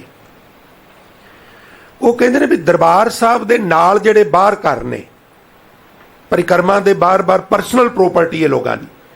ਥੱਲੇ ਜ਼ਿਆਦਾਤਰ ਦੁਕਾਨਾਂ, ਉੱਪਰ ਅਕਾਮੋਡੇਸ਼ਨ, ਉੱਪਰ ਫਿਰ ਅਕਾਮੋਡੇਸ਼ਨ। ਉਹਨਾਂ तमाम ਬਾਜ਼ਾਰਾਂ ਵਿੱਚ ਦਰਬਾਰ ਸਾਹਿਬ ਦੇ ਦੁਆਲੇ ਜਿਹੜੀ ਪੈਰਾਮਿਲਟਰੀ ਫੋਰਸ ਹੈ ਔਰ ਆਰਮੀ ਹੈ, ਔਰ ਜਿਹੜੇ ਸਾਰਿਆਂ ਤੋਂ ਮੰਨੇ ਪ੍ਰਮੰਨੇ ਇਹਨਾਂ ਦੇ ਕਮਾਂਡੋ ਸਨ, ਉਹਨਾਂ ਨੇ ਉਹਨਾਂ तमाम ਪਰਿਵਾਰ ਦੇ ਲੋਕਾਂ ਨੂੰ ਹੇਠਾਂ ਉਤਾਰਿਆ ਬੰਦੂਕਾਂ ਦੀ ਨੋਕ ਦੇ ਡਰ ਦੇ ਕੇ। ਔਰ ਹੇਠਾਂ ਉਤਾਰ ਕੇ ਉਹਨਾਂ ਨੂੰ ਸੜਕ ਦੇ ਉੱਤੇ ਖੜਾ ਕਰਕੇ ਗਿਆਨੀ ਚੇਤ ਸਿੰਘ ਲਿਖਦੇ ਵੀ ਜਿਹੜੀਆਂ ਬੀਬੀਆਂ ਨੇ, ਮੰਨ ਲਿਆ ਕਿ ਬੀਬੀ ਖੜੀ, ਉਸੇ ਬੀਬੀ ਦੀ ਗੁੱਤ ਨੂੰ ਉਹਦੇ ਗਲ ਦੇ ਦੁਆਲੇ ਘੁਮਾ ਦਿੱਤਾ ਹੈ, ਔਰ ਗਲ ਦੇ ਦੁਆਲੇ ਘੁਮਾ ਕੇ ਦੋਵਾਂ ਹੱਥਾਂ ਨਾਲ ਘੁੱਟ ਕੇ ਇਉਂ ਉਹਦੇ ਨਾਲ ਹੀ ਉਹਦਾ ਸਾਹ ਬੰਦ ਕਰਕੇ ਉਹਨੂੰ ਖਤਮ ਕਰ ਦਿੱਤਾ ਗਿਆ। फिर ਉਹਨਾਂ ਦੀਆਂ ਛਾਤੀਆਂ ਦੇ ਵਿੱਚ ਜਲੀਲ ਕਰਨ ਦਾ ਇੱਕ ਤਰੀਕਾ ਹੁੰਦਾ ਹੈ, ਉਹਨਾਂ ਦੀਆਂ ਛਾਤੀਆਂ ਦੇ ਵਿੱਚ ਗੋਲੀਆਂ ਮਾਰੀਆਂ ਗਈਆਂ। ਔਰ ਜਨਰਲ ਬਰਾੜ ਕਹਿੰਦਾ ਹੈ ਵੀ ਜਦੋਂ ਸਾਨੂੰ ਇਹ ਕਿਹਾ ਗਿਆ ਵੀ ਅਟੈਕ ਕਰਨਾ ਹੈ, ਉਹਦੇ ਵਿੱਚ 10 ਸਾਨੂੰ ਖੁੱਲ੍ਹਾਂ ਦਿੱਤੀਆਂ ਗਈਆਂ। ਉਹਦੇ 'ਚੋਂ ਇੱਕ ਖੁੱਲ੍ਹ ਸੀ ਵੀ ਜੇ ਇਸ ਅਟੈਕ ਵਿੱਚ ਇੰਨੇ ਦਿਨਾਂ ਵਿੱਚ ਕੋਈ ਫੌਜੀ ਕਿਸੇ ਵੀ ਸ਼ਰਧਾਲੂ ਕਿਸੇ ਵੀ ਸਿੱਖ ਬੀਬੀ ਦੇ ਨਾਲ ਧੱਕਾ ਕਰਦਾ, ਜਿਹਦੇ ਅਰਥ ਤੁਸੀਂ ਚੰਗੀ ਤਰ੍ਹਾਂ ਸਮਝਦੇ ਹੋ, ਉਹਦਾ ਕੋਰਟ ਮਾਰਸ਼ਲ ਨਹੀਂ ਕੀਤਾ ਜਾਏਗਾ, ਉਹਦੇ ਤੇ ਕੋਈ ਕੇਸ ਨਹੀਂ ਚਲਾਇਆ ਜਾਏਗਾ। ਔਰ ਸਾਡਾ ਇੱਕ ਸੁਭਾਅ ਹੈ ਬਈ ਆਪਣੀ ਆਬਰੂ ਨੂੰ, ਆਪਣੀ ਇੱਜ਼ਤ ਨੂੰ ਬਚਾਉਣ ਲਈ ਕੁਝ ਗੱਲਾਂ ਅਸੀਂ ਦਬਾ ਲੈਂਦੇ ਹਾਂ, ਦਬਾ ਲਈਆਂ ਗਈਆਂ। ਇਸ ਤਰ੍ਹਾਂ ਦਾ ਵੀ ਬਹੁਤ ਘਟਨਾਕ੍ਰਮ ਵਾਪਰਿਆ। ਫਿਰ ਮੈਂ ਕੱਲ ਵੀ ਪੁੱਛਿਆ ਸੀ ਵੀ ਜਿਹੜੇ ਲੋਕ ਸਿੱਖਾਂ ਨੂੰ ਅੱਤਵਾਦੀ ਕਹਿੰਦੇ ਨੇ, ਮੇਰਾ ਉਹਨਾਂ ਨੂੰ ਸਵਾਲ ਹੈ ਵੀ ਜਿਹੜੇ ਲੋਕਾਂ ਦੀਆਂ ਬਹੂ ਬੇਟੀਆਂ ਨੂੰ ਇਸ ਤਰ੍ਹਾਂ ਦਾ ਵਿਹਾਰ ਆਚਰਣ ਕਰਨ ਔਰ ਸਰਕਾਰ ਕਵੇ ਤੁਹਾਡੇ ਤੇ ਕੋਈ ਮੁਕੱਦਮਾ ਵੀ ਨਹੀਂ ਚਲਾਇਆ ਜਾਏਗਾ, ਤੁਸੀਂ ਮਿਲੀਟੈਂਟ ਉਹਨਾਂ ਨੂੰ ਕਹਿੰਦੇ ਹੋ ਕਿ ਜਿਹੜੇ ਅੰਦਰ ਬਹਿ ਕੇ ਗੁਟਕੇ ਲੈ ਕੇ ਨਿਤਨੇਮ ਕਰ ਰਹੇ ਨੇ ਉਹ ਮਿਲੀਟੈਂਟ ਨੇ? ਦਰਅਸਲ ਗੱਲ ਇਹ ਹੈ ਵੀ ਅਸੀਂ ਗੁਲਾਮ ਆ, ਔਰ ਗੁਲਾਮ ਜਿਹੜੇ ਲੋਕ ਹੁੰਦੇ ਨੇ ਉਹਨਾਂ ਦਾ ਕੋਈ ਅਸਤਿਤਵ ਨਹੀਂ ਹੁੰਦਾ। ਗੱਲ ਉਹਨਾਂ ਦੀ ਹੀ ਮੰਨੀ ਜਾਂਦੀ ਏ ਜਿਨ੍ਹਾਂ ਕੋਲ ਸੱਤਾ ਹੁੰਦੀ ਏ। ਤੁਹਾਡੇ ਕੋਲ ਤਾਕਤ ਸੀ ਔਰ ਤਾਕਤ ਹੈ, ਸਾਡੇ ਕੋਲ ਤਾਕਤ ਨਾ ਸੀ ਔਰ ਨਾ ਹੈ। ਇਸ ਵਾਸਤੇ ਤੁਸੀਂ ਜੋ ਕਹੋ ਉਹ ਸੱਚ ਏ, ਔਰ ਅਸੀਂ ਸੱਚ ਵੀ ਕਹੀਏ ਤੇ ਉਹ ਝੂਠ ਏ, ਕਿਉਂਕਿ ਅਸੀਂ ਗੁਲਾਮ ਜੋ ਹੈ। ਪਰ ਵਿਡੰਬਣਾ ਇਸ ਗੱਲ ਦੀ ਹੈ, ਗੁਲਾਮ ਨੂੰ ਆਪਣੀ ਗੁਲਾਮੀ ਦਾ ਅਹਿਸਾਸ ਵੀ ਨਾ ਹੋਵੇ, ਫਿਰ ਕੀ ਬਣੇਗਾ?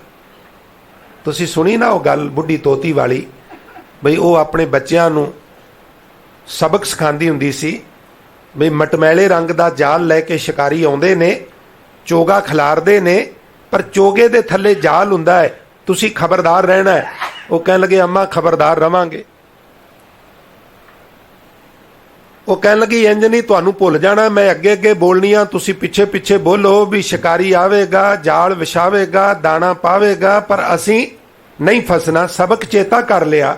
ਬੁੱਢੀ ਤੋਤੀ ਦੀ ਗੈਰ ਹਾਜ਼ਰੀ ਵਿੱਚ ਸ਼ਿਕਾਰੀ ਸੱਚੀ ਮੁੱਚੀ ਆਇਆ, ਉਹਨੇ ਜਾਲ ਵਿਛਾਇਆ, ਚੋਗਾ ਵਿਛਾਇਆ, ਚੁਗਣ ਗਏ, ਕਾਬੂ ਆ ਗਏ। ਉਹਨੇ ਜਾਲ ਇਕੱਠਾ ਕਰਕੇ ਜਿਵੇਂ ਪੱਠਿਆਂ ਦੀ ਮਗਰੀ ਪਿੱਛੇ ਸੁੱਟੀ ਦੀ ਏ, ਮੋਢੇ ਤੇ ਸੁੱਟ ਲਈ, ਔਰ ਫਸੇ ਹੋਏ 15-20 ਤੋਤੇ ਗੀਤ ਗਾਉਂਦੇ ਜਾ ਰਹੇ ਸਨ ਵੀ ਸ਼ਿਕਾਰੀ ਆਵੇਗਾ, ਚੋਗਾ ਪਾਵੇਗਾ, ਜਾਲ ਵਿਛਾਵੇਗਾ, ਪਰ ਅਸੀਂ ਨਹੀਂ ਫਸਣਾ। ਫਸੇ ਹੋਏ ਕਹਿ ਰਹੇ ਨੇ ਨਹੀਂ ਫਸਣਾ। ਔਰ ਗੁਲਾਮੀ ਦੇ ਆਲਮ ਵਿੱਚ ਬੰਦਾ ਕਵੇ ਮੈਂ ਗੁਲਾਮ ਨਹੀਂ, ਸਭ ਤੋਂ ਵੱਡੀ ਵਿਡੰਬਣਾ ਇਹ ਹੈ, ਦੁਖਾਂਤ ਇਹ ਹੈ। ਗੁਰੂ ਕਿਰਪਾ ਕਰੇ ਇਹ ਇਸ ਤਰ੍ਹਾਂ ਦਾ ਮਾਹੌਲ ਸੀ। ਸਰਦਾਰ ਸੰਗਤ ਸਿੰਘ ਕਹਿੰਦੇ ਨੇ ਵੀ ਜਿਸ ਤਰ੍ਹਾਂ ਇੱਕ ਦੇਸ਼ ਦੀ ਫੌਜ ਦੂਜੇ ਦੇਸ਼ ਤੇ ਚੜ੍ਹਾਈ ਕਰੇ, ਜਿੱਤ ਹਾਸਲ ਕਰ ਲਏ, ਤੇ ਜਿੱਤੇ ਹੋਏ ਇਲਾਕੇ ਦੀ ਪਬਲਿਕ ਨਾਲ ਜਿਸ ਤਰ੍ਹਾਂ ਜੇਤੂ ਫੌਜੀ ਵਿਹਾਰ ਕਰਦੇ ਨੇ, ਸਾਰੇ ਪੰਜਾਬ ਨੂੰ ਪੂਰੇ ਵਿਸ਼ਵ ਨਾਲੋਂ ਕੱਟ ਦਿੱਤਾ ਗਿਆ ਸੀ।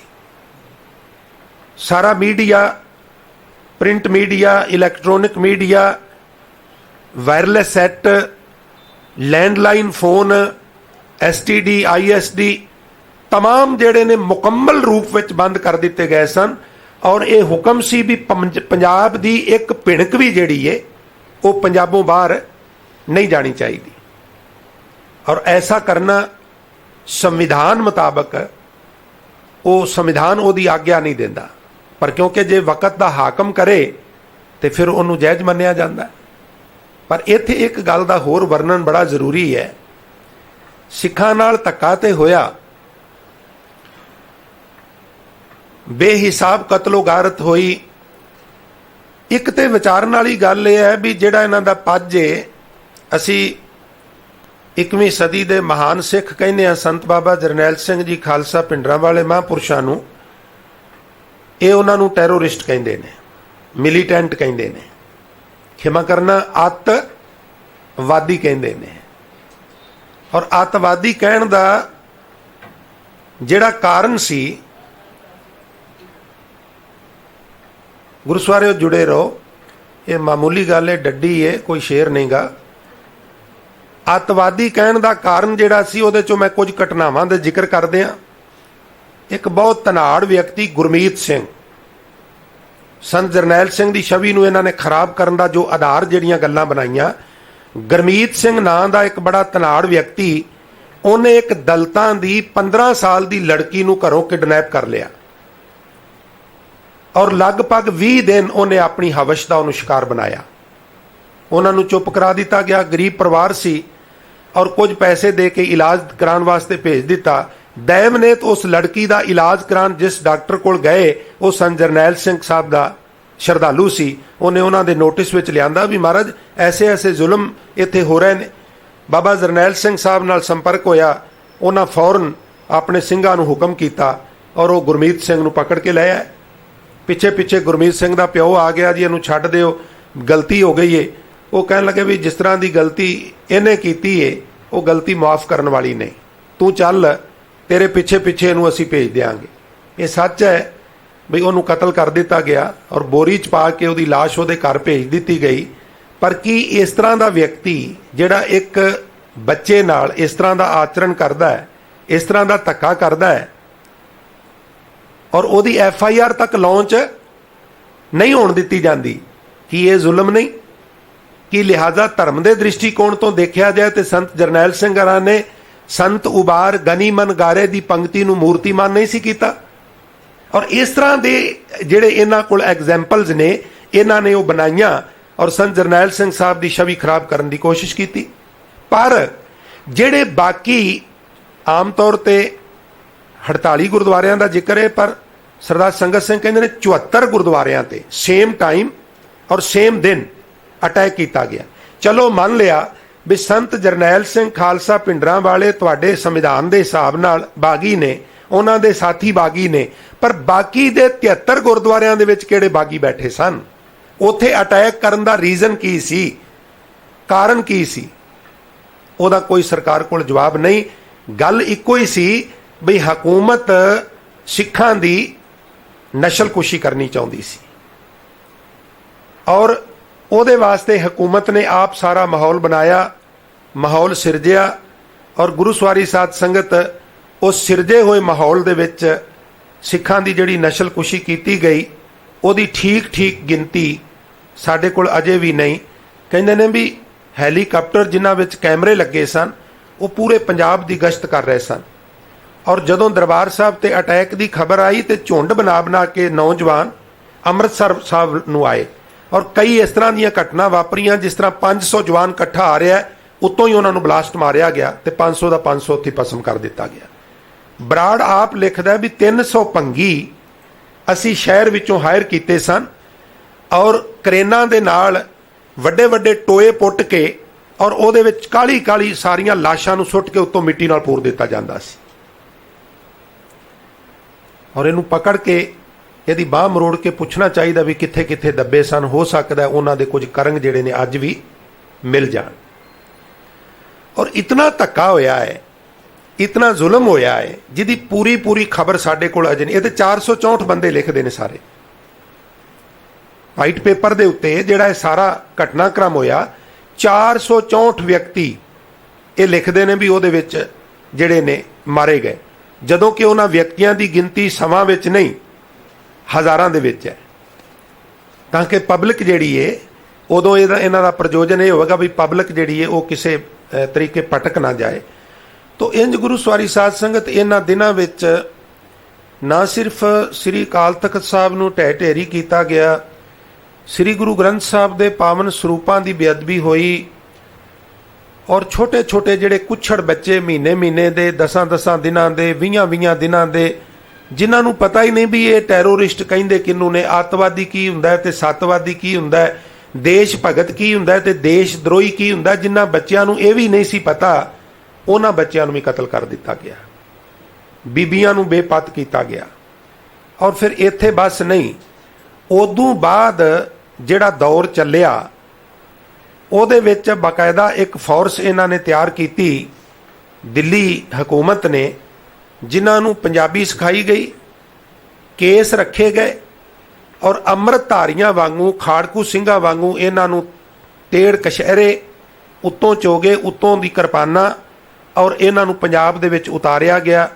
ਇਹਨਾਂ ਨੇ ਰਾਤ ਨੂੰ ਕਿਸੇ ਢਾਣੀ ਤੇ ਜਾ ਕੇ ਮੰਜੇ ਬਿਸਤਰੇ ਦੀ ਤੇ ਪ੍ਰਸ਼ਾਦੇ ਦੀ ਮੰਗ ਕਰਨੀ ਔਰ ਉਹਨਾਂ ਨੇ ਛਕਾਣਾ ਡਰਦਿਆਂ ਸਵੇਰੇ ਉਸੇ ਢਾਣੀ ਦੇ ਉੱਤੇ ਪੁਲਿਸ ਆ ਜਾਣੀ ਉਹਨਾਂ ਨੇ ਪਕੜ ਕੇ ਲੈ ਜਾਣਾ, ਮੁਕੱਦਮਾ ਚੱਲ ਜਾਣਾ, ਟਰੈਕਟਰ ਨੂੰ ਵੀ ਅੱਗ ਲਾ ਦੇਣੀ, ਖੜੀ ਫਸਲ ਨੂੰ ਵੀ ਅੱਗ ਲਾ ਦੇਣੀ। ਔਰ ਇਸ ਦਰਮਿਆਨ ਹੋਰ ਵੀ ਬਹੁਤ ਕੁਝ ਐਸਾ ਹੋਇਆ ਜਿਹੜਾ ਕਹਿਣ ਵਿੱਚ ਵੀ ਜ਼ੁਬਾਨ ਸਾਥ ਜਿਹੜਾ ਹੈ ਉਹ ਨਹੀਂ ਦਿੰਦੀ।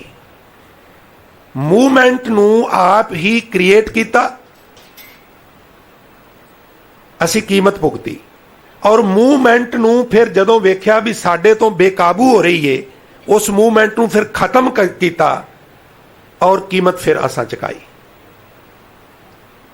ਉਹਦੇ ਵਿੱਚ ਕੁਝ ਕੁ ਕੀਮਤ ਇਹ ਸਾਰੀ ਸਾਜ਼ਿਸ਼ ਰਚਣ ਵਾਲਿਆਂ ਨੂੰ ਵੀ ਚੁਕਾਣੀ ਪਈ, ਪਰ ਸਾਡੇ ਵਾਸਤੇ ਇਸ ਸਾਰੇ ਘਟਨਾਕ੍ਰਮ ਚੋਂ ਸਿੱਖਣ ਵਾਲੀ ਇਹ ਗੱਲ ਹੈ, ਵਿਵੇਕ ਬੁੱਧੀ ਤੋਂ ਬਗੈਰ, ਰੋਸ਼ਨ ਦਿਮਾਗੀ ਤੋਂ ਬਗੈਰ ਔਰ ਕੌਮੀ ਆਗੂ ਜਿਨ੍ਹਾਂ ਬਾਰੇ ਮਹਾਰਾਜ ਬਾਣੀ 'ਚ ਕਹਿੰਦੇ ਨੇ, ਅੰਧਾ ਆਗੂ ਜੇ ਥੀਐ ਸਭ ਸਾਥ ਮੁਹਾਏ।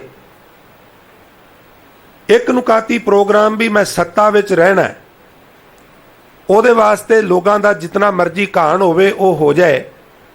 ਇੱਕ ਵਿਅਕਤੀ ਦੀ ਸੱਤਾ ਪ੍ਰਾਪਤ ਕਰਨ ਦੀ ਜਿਹੜੀ ਖਵਾਹਿਸ਼ ਏ, ਉਹ ਐਡੇ ਐਡੇ ਵੱਡੇ ਸਾਕਿਆਂ ਨੂੰ ਜਨਮ ਦੇ ਦਿੰਦੀ ਏ। ਜੇ ਇਹਦਾ ਡੀਪ ਵਿੱਚ ਜਾ ਕੇ ਮਨੋਵਿਗਿਆਨਕ ਨੁਕਤੇ ਤੋਂ ਅਧਿਐਨ ਕਰੀਏ ਤੇ ਗੱਲ ਸਿਰਫ ਇੰਨੀ ਸੀ ਵੀ ਮੈਂ ਜਿੱਤਾਂ ਜਾਂ ਹਾਰਾਂ, ਹਕੂਮਤ ਮੇਰੀ ਏ। ਉਹਦੇ ਵਿੱਚ ਕਿਸੇ ਨੂੰ ਮੈਂ ਐਮਰਜੈਂਸੀ ਲਗਾਵਾਂ ਤਾਂ, ਕੋਈ ਹੋਰ ਕਾਨੂੰਨ ਬਣਾਵਾਂ ਤਾਂ, ਕੋਈ ਉਹਦੇ ਵਿੱਚ ਬੋਲਣਾ ਨਹੀਂ ਚਾਹੀਦਾ। ਔਰ ਜਿਹੜਾ ਬੋਲਿਆ ਉਹਨਾਂ ਨੂੰ ਟਾਰਗੇਟ ਬਣਾਇਆ ਔਰ ਸਿਲਸਿਲਾ ਸ਼ੁਰੂ ਹੋਇਆ ਔਰ ਉਹ ਸਿਲਸਿਲਾ ਕਈ ਦਹਾਕੇ ਚੱਲਿਆ, ਜਿਹੜਾ ਹਿੰਦੁਸਤਾਨ ਦੇ ਇਤਿਹਾਸ ਵਿੱਚ ਇੱਕ ਧੱਬਾ ਲੱਗ ਗਿਆ। ਕਿਸੇ ਵੀ ਸੂਰਤ ਉਹ ਧੱਬਾ ਇਹਨਾਂ ਤੋਂ ਪੂੰਝਿਆ ਨਹੀਂ ਜਾਣਾ। ਉੱਥੇ ਅਸੀਂ ਅੱਜ ਉਹਨਾਂ ਸ਼ਹੀਦਾਂ ਨੂੰ ਅਭਿਨੰਦਨ ਕਰਨੇ ਆ, ਜਿਨ੍ਹਾਂ ਦਰਬਾਰ ਸਾਹਿਬ ਦੀ ਪਵਿੱਤਰਤਾ ਨੂੰ ਕਾਇਮ ਰੱਖਣ ਵਾਸਤੇ, ਗੁਰੂ ਅਰਜਨ ਸਾਹਿਬ ਦਾ ਸ਼ਹੀਦੀ ਜੋੜ ਮੇਲਾ ਦਰਬਾਰ ਸਾਹਿਬ ਮਨਾਉਣ ਵਾਸਤੇ ਜਿਹੜੇ ਗਏ ਸਨ, ਔਰ ਖਾਮਖਾ ਬਿਨਾਂ ਕਿਸੇ ਵਜ੍ਹਾ ਦੇ ਬੇਕਸੂਰ ਲੋਕ ਜਿਹੜੇ ਨੇ ਉੱਥੇ ਭਾਰਤੀ ਫੌਜ ਦੀਆਂ ਗੋਲੀਆਂ ਦਾ ਸ਼ਿਕਾਰ ਹੋ ਗਏ ਔਰ ਉਹਨਾਂ ਨੇ ਸ਼ਹਾਦਤ ਦੇ ਜਾਮ ਪੀਤੇ। ਅੱਜ ਸਾਰੀ ਕੌਮ ਉਹਨਾਂ ਮਹਾਨ ਸ਼ਹੀਦਾਂ ਨੂੰ, ਬੇਕਸੂਰ ਬੱਚਿਆਂ ਨੂੰ, ਬਜ਼ੁਰਗਾਂ ਨੂੰ, ਅਬਲਾਵਾਂ ਨੂੰ ਔਰ ਸ਼ਹੀਦ ਹੋਣ ਵਾਲੇ ਜੁਝਾਰੂ ਸਿੰਘਾਂ ਨੂੰ ਥਾਂ ਪਰ ਥਾਂ ਦੇਸ਼ ਵਿਦੇਸ਼ਾਂ ਵਿੱਚ ਅਭਿਨੰਦਨ ਕਰ ਰਹੀ ਹੈ। ਸਾਡਾ ਵੀ ਉਹਨਾਂ ਸ਼ਹੀਦਾਂ ਨੂੰ ਅਭਿਨੰਦਨ ਹੈ ਔਰ ਹਕੂਮਤ ਨੂੰ ਇਹ ਕਹਿਣਾ ਹੈ ਵੀ ਇਸ ਤਰ੍ਹਾਂ ਦੇ ਸਾਕੇ ਤੁਸੀਂ 100 ਵਾਰ ਵੀ ਗੁਜ਼ਾਰ ਲਵੋ ਤੇ ਇਹ ਕੌਮ ਤੁਹਾਡੇ ਸਾਹਮਣੇ ਘੁਟਨੇ ਨਹੀਂ ਟੇਕੇਗੀ। ਇਸ ਵਾਸਤੇ ਤੁਹਾਨੂੰ ਸਾਡਾ ਇਤਿਹਾਸ ਪੜ੍ਹਨਾ ਚਾਹੀਦਾ ਹੈ, ਉਹਦੇ ਤੋਂ ਸਬਕ ਸਿੱਖਣਾ ਚਾਹੀਦਾ ਹੈ ਵੀ ਇੱਕ ਇਸ ਤਰ੍ਹਾਂ ਦਾ ਵੀ ਦਿਨ ਸੀ ਜਿੱਦਣ ਪ੍ਰਿਥਵੀ ਤੇ ਸਾਡੀ ਗਿਣਤੀ ਸਿਰਫ 35,000 ਬਚ ਗਈ ਸੀ। ਉਦਣ ਵੀ ਸਿੱਖਾਂ ਨੇ ਅਹਿਮਦ ਸ਼ਾਹ ਅਬਦਾਲੀ ਅੱਗੇ ਘੁਟਨੇ ਨਹੀਂ ਸਨ ਟੇਕੇ। ਹੋਰ ਬੜੀਆਂ ਸਾਡੇ ਤੇ ਹਨੇਰੀਆਂ ਝੁੱਲੀਆਂ, ਬੜੇ ਤੂਫਾਨ ਆਏ ਜਿਹਦੇ ਵਿੱਚ ਜਾਨ ਮਾਲ ਦਾ ਨੁਕਸਾਨ ਹੋਇਆ, ਕਦੀ ਵੀ ਸਿੱਖਾਂ ਨੇ ਘੁਟਨੇ ਨਹੀਂ ਟੇਕੇ। ਸਿੱਖ ਮੰਨ ਸਕਦੇ ਨੇ ਤੇ ਪਿਆਰ ਨਾਲ, ਸਿੱਖ ਮੰਨ ਸਕਦੇ ਨੇ ਤੇ ਈਮਾਨਦਾਰੀ ਨਾਲ ਗੱਲ ਕਰਨ ਨਾਲ, ਸਖਤੀ ਕਰਨ ਨਾਲ ਇਹ ਖਾਲਸਾ ਦਬਣ ਵਾਲਾ ਨਹੀਂ। ਇਸ ਵਾਸਤੇ ਤੁਹਾਨੂੰ ਵੀ ਹੁਣ ਸਿੱਖਾਂ ਨਾਲ ਜੋ ਵਿਹਾਰ ਕਰਨ ਦਾ ਤਰੀਕਾ ਹੈ ਸਖਤੀ ਵਾਲਾ, ਉਹ ਬਦਲ ਦੇਣਾ ਚਾਹੀਦਾ ਹੈ, ਕਿਉਂਕਿ ਇਹਦਾ ਨਾ ਤੇ ਕੋਈ ਤੁਹਾਨੂੰ ਲਾਭ ਹੈ ਔਰ ਨਾ ਹੀ ਇਹਦਾ ਦੇਸ਼ ਨੂੰ ਕੋਈ ਲਾਭ ਹੈ ਸਿਵਾਏ ਹਾਨੀ ਦੇ। ਆਓ ਅਖੀਰ ਵਿੱਚ ਮੈਂ ਸੰਤ ਬਾਬਾ ਜਰਨੈਲ ਸਿੰਘ ਜੀ ਖਾਲਸਾ ਪਿੰਡਰਾਂ ਵਾਲੇ, general Shabeg Singh, all India ਸਿੱਖ ਸਟੂਡੈਂਟ ਫੈਡਰੇਸ਼ਨ ਦੇ ਪ੍ਰੈਜ਼ੀਡੈਂਟ ਸਰਦਾਰ ਅਮਰੀਕ ਸਿੰਘ, ਬਾਬਾ ਠਾਰਾ ਸਿੰਘ, ਹੋਰ ਬੇਅੰਤ ਸ਼ਹੀਦ ਜਿਨ੍ਹਾਂ ਦੇ ਨਾਵਾਂ ਦੀ ਵੀ ਸੂਚੀ ਸਾਡੇ ਕੋਲ ਨਹੀਂ, ਉਹਨਾਂ तमाम ਸ਼ਹੀਦਾਂ ਨੂੰ ਆਪ ਸਾਰੀਆਂ ਸੰਗਤਾਂ ਸਹਿਤ ਅਭਿਨੰਦਨ ਕਰਦਾ ਹਾਂ ਔਰ ਉਮੀਦ ਕਰਦਾ ਹਾਂ ਕਿ ਸਤਿਗੁਰੂ ਕਿਰਪਾ ਕਰਨ ਨਿਕਟ ਭਵਿੱਖ ਵਿੱਚ ਇਸ ਤਰ੍ਹਾਂ ਦਾ ਜਿਹੜਾ ਸਾਕਾ ਹੈ ਉਹ ਸਾਨੂੰ ਆਪਣੀ ਹਯਾਤੀ ਵਿੱਚ ਨਾ ਵੇਖਣਾ ਪਵੇ। ਦਿੱਤਾ ਹੋਇਆ ਸਮਾਂ ਸਮਾਪਤ ਹੈ। ਦਾਸ ਇਤਿਹਾਸਕ ਵਿਚਾਰਾਂ ਨੂੰ ਇੱਥੇ ਹੀ ਸੰਕੋਚਨ ਦੀ ਆਪ ਸਾਰਿਆਂ ਤੋਂ ਆਗਿਆ ਚਾਹੁੰਦਾ ਹੈ। ਭੁੱਲਾਂ ਗਲਤੀਆਂ ਦੀ ਮੁਆਫੀ ਬਖਸ਼ਿਸ਼ ਕਰਨੀ, ਕਿਉਂਕਿ ਇਹ ਵਿਸ਼ਾ, ਇਹ ਟੌਪਿਕ ਕੁਛ ਇਸ ਤਰ੍ਹਾਂ ਦਾ ਹੈ ਜਿਹਦੇ ਵਿੱਚ ਅਕਸਰ ਬੋਲਣ ਸੁਣਨ ਵਾਲਾ ਬੰਦਾ ਕਈ ਵਾਰ ਜਜ਼ਬਾਤੀ ਹੋ ਜਾਂਦਾ ਹੈ ਔਰ ਜਦੋਂ ਮਨੁੱਖ ਦੇ ਦਿਲੋਂ ਦਿਮਾਗ ਤੇ ਜਜ਼ਬਾਤ ਹਾਵੀ ਹੋ ਜਾਂਦੇ ਨੇ ਉਦੋਂ ਕਈ ਵਾਰ ਉਹ ਵਿਵੇਕ ਬੁੱਧੀ ਤੋਂ ਥੋੜਾ ਜਿਹਾ ਪਰਾਂ ਹਟ ਜਾਂਦਾ ਹੈ ਔਰ ਉਹਦੇ ਕੋਲੋਂ ਕੋਈ ਮਿਸਟੇਕ ਹੋਣੀ ਇੱਕ ਸੁਭਾਵਿਕ ਗੱਲ ਹੁੰਦੀ ਹੈ। ਇਸ ਵਾਸਤੇ ਮੈਂ ਉਮੀਦ ਕਰਾਂਗਾ ਬਈ ਭਾਵੁਕ ਹੋ ਕੇ ਕੋਈ ਮੇਰੇ ਕੋਲੋਂ ਵੱਧ ਘੱਟ ਬਚਨ ਹੋ ਗਿਆ ਹੋਵੇ, ਮੈਂ ਖਿਮਾ ਦਾ ਵੀ ਜਾਚਕ ਹਾਂ। ਗੁਰੂ ਸਵਾਰਿਆਂ ਤੋਂ ਕੀਰਤਨ ਸਰਵਣ ਕਰਕੇ ਲਾਹੇ ਪ੍ਰਾਪਤ ਕਰੀਏ। ਫਤਿਹ ਦੀ ਸਾਂਝ ਨਾਲ ਆਗਿਆ ਦਿਓ ਜੀ। ਵਾਹਿਗੁਰੂ ਜੀ ਕਾ ਖਾਲਸਾ, ਵਾਹਿਗੁਰੂ ਜੀ ਕੀ